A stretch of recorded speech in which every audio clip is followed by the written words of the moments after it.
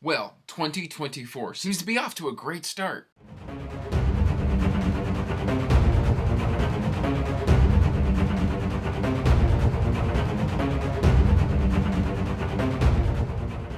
Hey everyone, welcome back to Andrew's Wizardly Reads, and as always guys, I am Andrew, and today guys, what we are doing here today is we're doing a top 10 Q1 reads of 2024.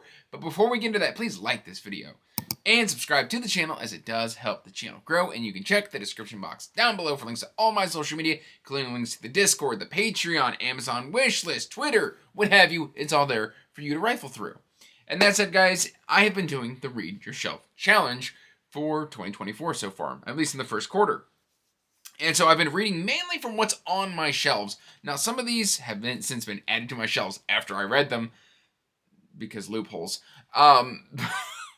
But yeah, I've had a really good reading month, and what made this list surprised me more than anything else. So we're going to start off with the fact that I've got multiple authors in here making entries, and I've got multiple books in a series making entries, just because I've been reading a lot of the same series. So we're going to kick it off with probably one of the ones that surprised me the most, and that's going to be Adrian Tchaikovsky, because I've got two Adrian Tchaikovskys to talk about here today. We've got And Put Away Childish Things and Ogres, and these are both novellas. They're super short, and they're also super good. This one is told in second person POV, and the twists and the turns in there was so incredibly good. I can't tell you about it, but man, does it work. And then we've got And Put Away Childish Things. Think of like Narnia mixed with like the 100 Acre Woods with like a dark twist on it, and you get something kind of similar to And Put Away Childish Things. I just really enjoyed both of these, and I can't wait to read more Adrian Tchaikovsky novellas, because I'm not the biggest fan of his novels, but his novellas seem to really be working for me. So that fills me with a lot of joy and excitement. Then we've got we've got Drenai here, and specifically we've got Hero in the Shadows. This is a bind-up of 3 books. This is Legend of Deathwalker, Winter Warriors, and Hero in the Shadows, which is number 9, and it is the final Waylander book. And because it is the final Waylander book, I can't tell you too much about it, other than the fact that it ends so beautifully. It makes the entire journey that Waylander goes through just so beautiful and so moving that I'm just so surprised that it ended the way it ended. Because, you know, if you know Waylander, he's this very stoic, very just badass assassin character. He's got the double crossbows, and he'll just kill you as soon as look at you. And yet the ending is so heartwarming that I don't think I was braced for it. So we're going to do Hero in the Shadows as our third pick. Then, of course, I still need to re-record my review for this one, but we've got The Will of the Many by James Islington. This was just a super solid book, like through and through, great characterization. My only drawback to the entire book is there's a level of tension throughout the entire story that is, I find it hard to stay invested when tension is never let off the gas, and we never really let off the gas here in Will of the Many, so that's my really only complaint with the book. Other than that, the politics, the action, the rivalries in the school, everything that is in there, I just really enjoyed. So I'm very excited to continue this series when the second book releases. I'll definitely be pre-ordering that. Of course, Stephen King is making an entry with Mr. Mercedes. Now, Finders Keepers doesn't make the list because I found Finders Keepers to be wildly predictable.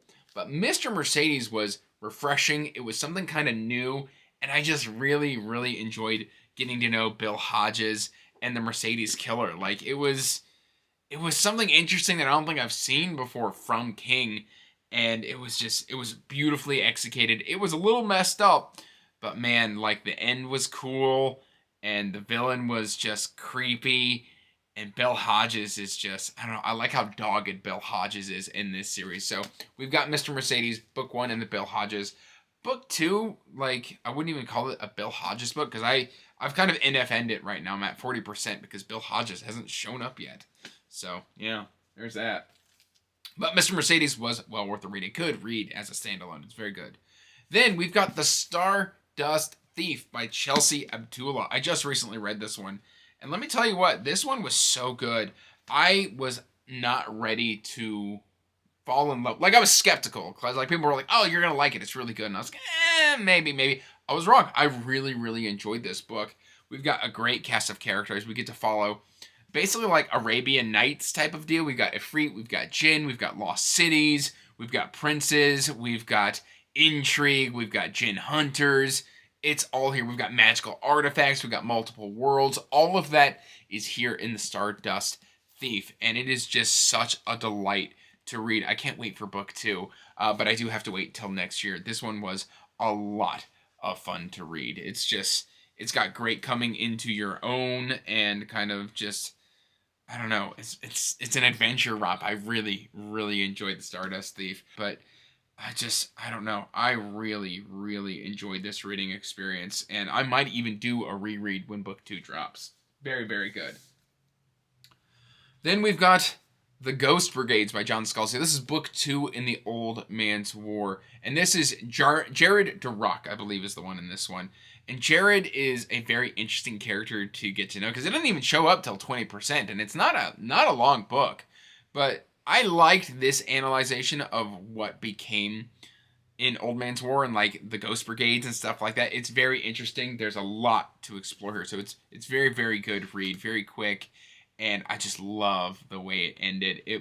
It was the right ending for this book. Character decisions had to be made, and they were tough decisions to make, but I think John Scalzi made the right call. And then, of course, we got Spire Climbers by Rob J. Hayes. This is book number 2 in Titan Hoppers. I really enjoy Titan Hoppers. It's progression. It's sci-fi. This one explores Leviathans even more. I believe they're called Leviathans. Is that what the things are called in this space? I don't remember.